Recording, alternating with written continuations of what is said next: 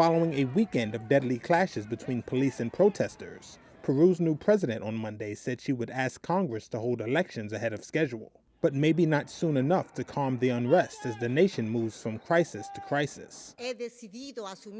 President Dina Boluarte said she was seeking elections, but not for at least 15 months, in April 2024. Boluarte was sworn in last week after Congress ousted former leader Pedro Castillo. Castillo was sacked and arrested for trying to dissolve the legislature and prevent an impeachment vote against him. But the moves against Castillo in Congress prompted Peruvians, many of them Castillo supporters, to demonstrate and demand that the people, not politicians, pick the country's leaders. Some chanted for Castillo to be reinstated. Dina Boluarte does not represent us. She is a traitor. She is incompetent.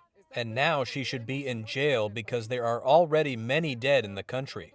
We will continue until our president is released.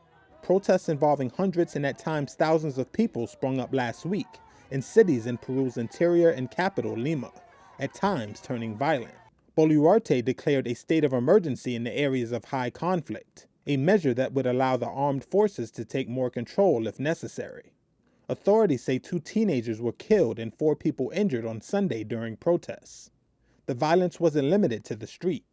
Inside Parliament, one congressman tried to assault another.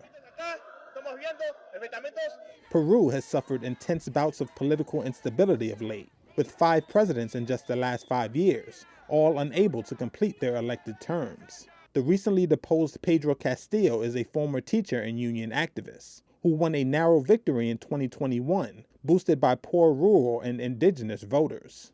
His brief 17 months in office was marked by unprecedented turnover within his cabinet, as well as multiple corruption allegations which he called politically motivated efforts by right-wing members in Congress.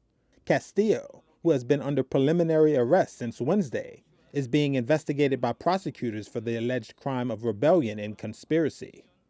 Potentially fueling Peru's protests, a strike by indigenous groups launched on Monday in the Apurimac region, home to major copper mining operations. Peru is the world's second largest copper producer.